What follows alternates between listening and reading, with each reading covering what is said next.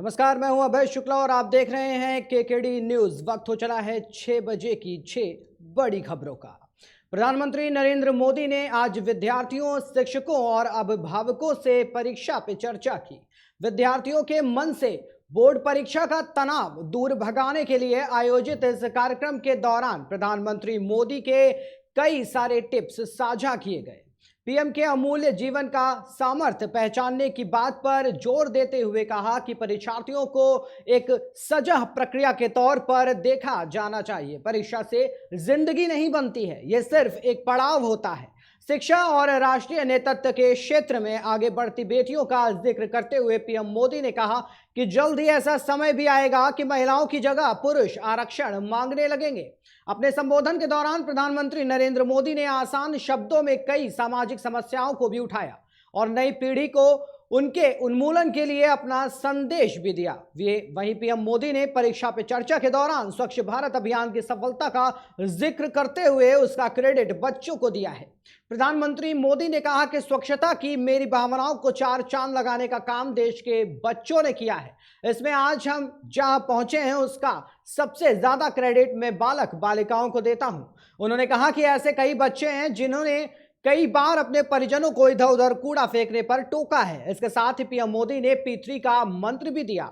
उन्होंने कहा कि हमें दुनिया में P3 मूवमेंट चलाने की जरूरत है। P3 मूवमेंट यानी प्रो प्लेनेट पीपल से ज्यादा लोग जुड़ेंगे तो इससे हमें लाभ मिलेगा। इसके साथ ही पीएम मोदी ने छात्रों से कहा कि आप स्वयं के विषय पर जरूर विश्लेषण कीजिए। कामकाजी माता पिता का उल्लेख करते हुए उन्होंने कहा कि अब बच्चा दिन भर क्या करता है उसके लिए माँ बाप के पास समय नहीं है। वहीं शिक्षक को केवल सिलेबस से लेना देना है कि मेरा काम हो गया, मैंने बहुत अच्छी तरह पढ़ाया, अब बस। लेकिन बच्चे का मन कुछ और करता है। जब तक हम बच्चों की शक्ति, सीमाओं, रुचियों और उनकी उपेक्षाओं को जानने का प्रयास नहीं करते हैं तो वो आगे नहीं बढ़ पाते हैं, क्योंकि उन्हें सपोर्ट नहीं मिल पाता। प्रधानमंत्री नरेंद्र मोदी ने अभिभावकों और शिक्षकों से अपील की कि आप अपने मन की अपनी अपेक्षाएं बच्चे पर ना थोपें, उन पर बोझ ना बनाएं। जीवन में जो सवाल के दायरे में नहीं है, लेकिन मैं जरूर कहना चाहूंगा कि हम सचमुच में जीवन में आनंद की अनुभूति करनी है तो अपने आप को एक क्वालिटी विकसित करने का प्रयास करना चाहिए। अगर उस विधा को हम डेवलप करेंगे तो आप हमेशा आनंदित रहेंगे, और वो है गुणों के पुजारी बनना। किसी में भी हम गुण देखते हैं, क्वालिटी देखते हैं, तो हम उसके पुजारी बनते हैं।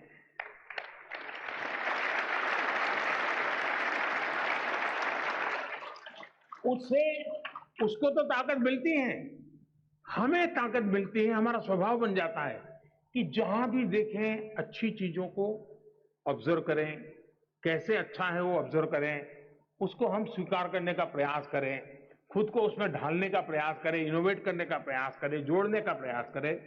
अगर हम ईर्ष्या भाव पनपने देते हैं, देखो यार ये तो मेरे से आगे हो गया, देखो उसका कुर्ता तो मेरे से भी ज्यादा अच्छा है, देखिए यार ये इसके तो परिवार में इतना अच्छा वातावरण है, उसको तो कोई तकलीफ ही नहीं है।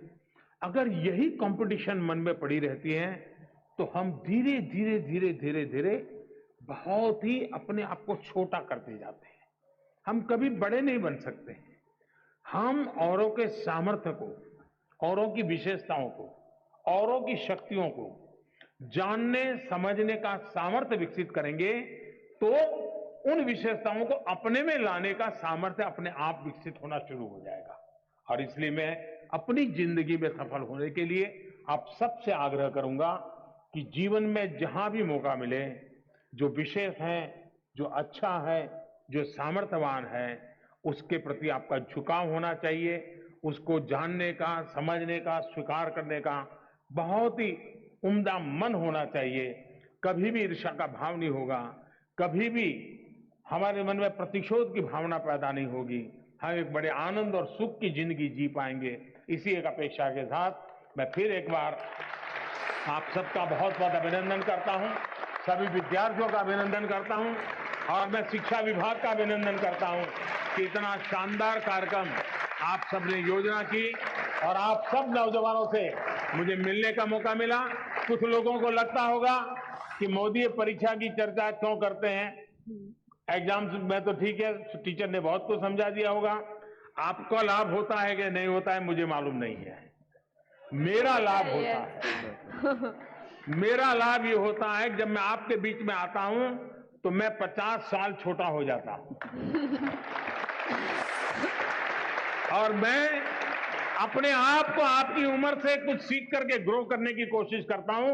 यानी मेरी पीढ़ी नहीं बदलती है, मैं आपके साथ जुड़ने के कारण हमेशा आपके मन को समझता हूं, आपकी आशा आकांक्षाओं को समझता हूं, मेरी जिंदगी को उसमें ढालने की कोशिश करता हूं और इसलिए ये कार्यक्रम मुझे बनाने में काम आ रहा है, मेरे सामर्थ्य को बढ़ाने में काम आ रहा है और इसलिए मैं आपके बीच आता हूं। मुझे आज अपने को ढालने के लिए, अपने को घड़ने के लिए, खुद को कुछ सीखने के लिए आप सबने समय दिया, इसलिए मैं आपका आभारी हूं।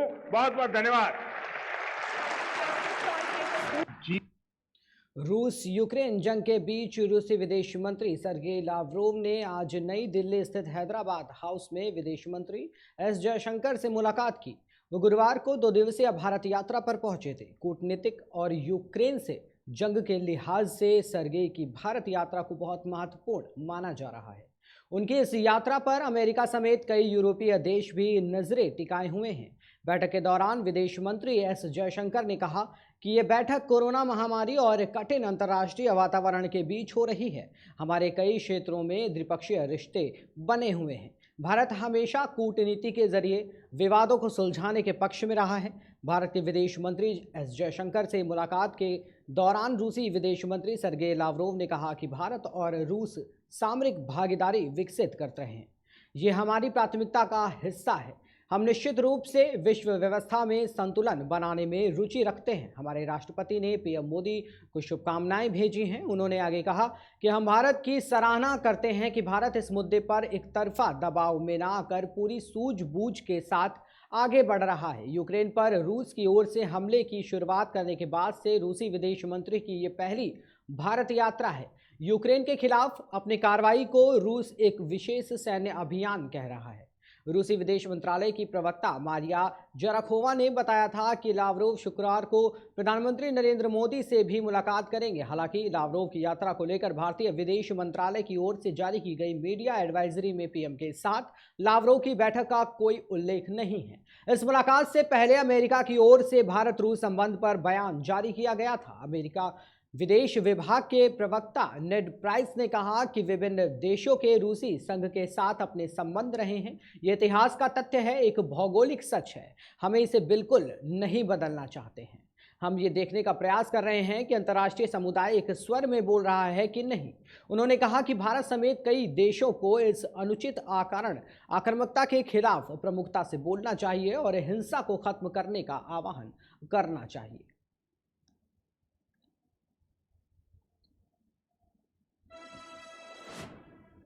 केंद्रीय गृह मंत्री अमित शाह 2 दिवसीय कर्नाटक दौरे पर हैं। कर्नाटक में अगले 5 साल होने वाले विधानसभा चुनाव से पहले अमित शाह का दौरा अहम माना जा रहा है। शाह अपने दौरे पर गुरुवार रात बेंगलुरु के एयरपोर्ट पहुंचे। राज्य के सीएम बासवराज बोम्मई और भाजपा प्रदेश अध्यक्ष नलिन कटिल ने उनका स्वागत किया। अमित शाह सिद्धगंगा मठ के महंत शिव कुमार स्वामी जी की 115वीं जयंती के अवसर पर आयोजित कार्यक्रम में शामिल हुए। इस दौरान उनके साथ सीएम बोम्मई और सांसद तेजस्वी सूर्या मौजूद रहे। इसके बाद शाह ने भारतीय जनता युवा मोर्चा के कार्यक्रम में भी हिस्सा लिया। इस मौके पर अमित शाह ने कहा कि शिव कुमार स्वामी जी ने अपने कर्म से संदेश दिया जो युगों युगों तक आगे याद रहने वाला है। मठ पर जो भी आता है वो कभी भी भूखा वापस नहीं जाता। शाह ने कहा कि मैं तीसरी बार सिद्धगंगा मठ के अंदर आया हूं और जब भी यहां आया हूं तब यहां से मैं ऊर्जा, चेतना और उत्साह लेकर गया हूं। अटल जी जब यहां आए थे तब उन्होंने कहा था कि उत्तर में गंगा और दक्षिण में सिद्धगंगा मठ में आने से अनेक जन्मों के पुण्य कर्मों की जागृति होती है।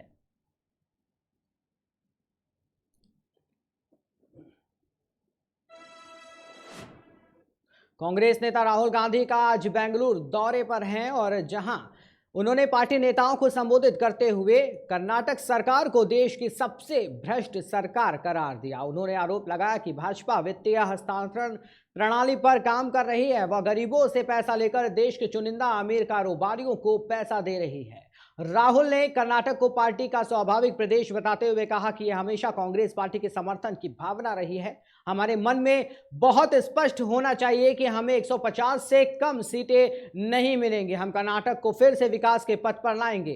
कांग्रेस नेता ने कहा कि कर्नाटक में कौन काम कर रहा है ये पता लगाना बहुत आसान है। हमें हमारे टिकट काम के आधार पर तय करना चाहिए। ये देखना चाहिए कि कौन व्यक्ति पार्टी के लिए काम कर रहा है। हमें कांटे की टक्कर के लिए चुनाव नहीं लड़ना है, बल्कि सरकार बनाने के लिए निर्णायक ढंग से लड़ना है। आपको बता दें कि कर्नाटक में 2023 में विधानसभा चुनाव होने वाले हैं। इससे पूर्व 12 मई 2018 को चुनाव हुए थे। इसमें भाजपा सबसे बड़े दल के रूप में उभरी थी, लेकिन बहुमत के लिए उसे 9 सीटें और चाहिए थे। इसी बीच 80 सीटों पर जीती कांग्रेस और 37 सीटें जीतने वाली जेडीएस ने गठबंधन का ऐलान कर लिया था। लेकिन राज्यपाल वजुभाई वाला ने 17 मई को बीएस येदियुरप्पा को सीएम पद की शपथ दिला दी थी। हालांकि वो 19 मई को विश्वास मत साबित करने में विफल रहे और उन्होंने इस्तीफा दे दिया। इसके बाद राज्य में जेडीएस नेता कुमारस्वामी के नेतृत्व में गठबंधन सरकार बनी थी। बागियों के कारण उनकी सरकार भी गिर गई थी। इसके बाद 26 जुलाई 2019 को फिर येदियुरप्पा सीएम बने थे। हालांकि जुलाई 2021 में येदियुरप्पा को भाजपा ने हटाकर बसवराज बोम्मई को सीएम बनाया। बोम्मई अभी राज्य के सीएम हैं।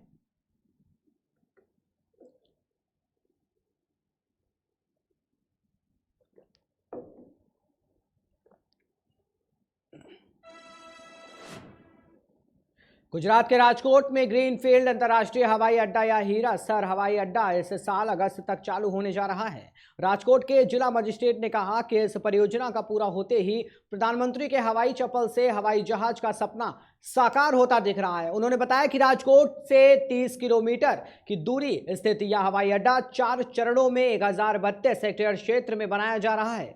इसमें 23,000 वर्ग मीटर के यात्री टर्मिनल के क्षेत्रफल के साथ कुल 14 पार्किंग स्टैंड होंगे। राजकोट के जिला मजिस्ट्रेट अरुण महेश बाबू ने बताया कि इस हवाई अड्डे का संचालन अगस्त या सितंबर तक चालू होने की संभावना है।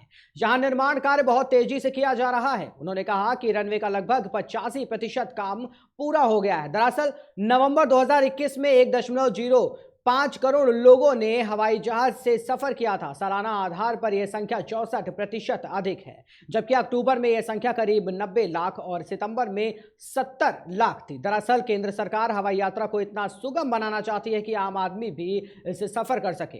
प्रधानमंत्री नरेंद्र मोदी भी बार बार कहते हैं कि ऐसी सुविधा होनी चाहिए कि हवाई चप्पल पहनने वाला व्यक्ति भी हवाई जहाज की सफर करे। केंद्र सरकार इसी मकसद से काम भी कर रही है। सरकार की योजना के मुताबिक आगामी 3 वर्षों में देश के 25 एयरपोर्ट निजी हाथों में चले जाएंगे।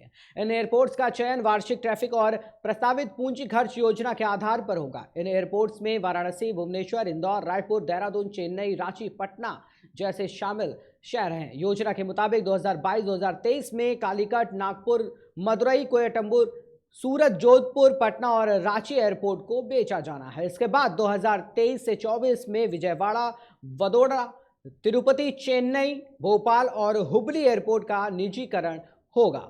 वहीं इम्फाल, उदयपुर, अगरतला, देहरादून और राजामुंद्री एयरपोर्ट सबसे अंतिम में निजी हाथों में जाएंगे।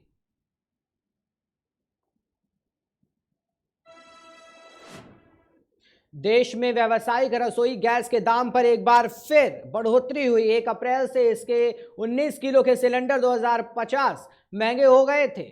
दिल्ली में अब ये 2,253 रुपए में मिलेंगे। हालांकि घरेलू रसोई गैस सिलेंडरों के दामों में कोई बढ़ोतरी नहीं की गई है। बीते 2 माह में 19 किलो के व्यावसायिक रसोई गैस के दाम 346 रुपए प्रति सिलेंडर बढ़ गए हैं। इससे पहले 1 मार्च को इनके दाम 105 रुपए बढ़ाए गए थे, फिर 9 रुपए घटाए गए। 1 मार्च को 19 किलो का एलपीजी सिलेंडर दिल्ली में 2012 रुपए में मिलता था, जो 22 मार्च को 9 रुपए घटाकर 2003 रुपए का हो गया था। लेकिन आज से 250 रुपए की बढ़ोतरी के बाद यह 2,253 रुपए का हो गया। वहीं कोलकाता में ये सिलेंडर 2,351 रुपए में मिलेगा, तो मुंबई में 2,205 में और चेन्नई में कमर्शियल एलपीजी सिलेंडर 2,406 रुपए में मिलेगा। दरों में ये कमी बेशी राज्यों और स्थानीय करों के कारण रहेगी। 5 राज्यों के चुनाव के बाद पेट्रोल, डीजल, एलपीजी के दामों में बढ़ोतरी का सिलसिला लगातार जारी है। 22 मार्च को सब्सिडी वाले घरेलू रसोई गैस सिलेंडर के दाम भी 50 रुपए बढ़ाए गए थे। हालांकि अक्टूबर 2021 के बाद से घरेलू एलपीजी के दामों में कोई बढ़ोतरी नहीं की गई है। देश के 4 महानगरों में अभी घरेलू रसोई गैस सिलेंडर इन दामों पर मिल रहे हैं। दिल्ली में ये 949.50 रुपए, कोलकाता में 976 रुपए, मुंबई में 949.50 रुपए और चेन्नई में 965.50 में मुहैया कराए जा रहे हैं।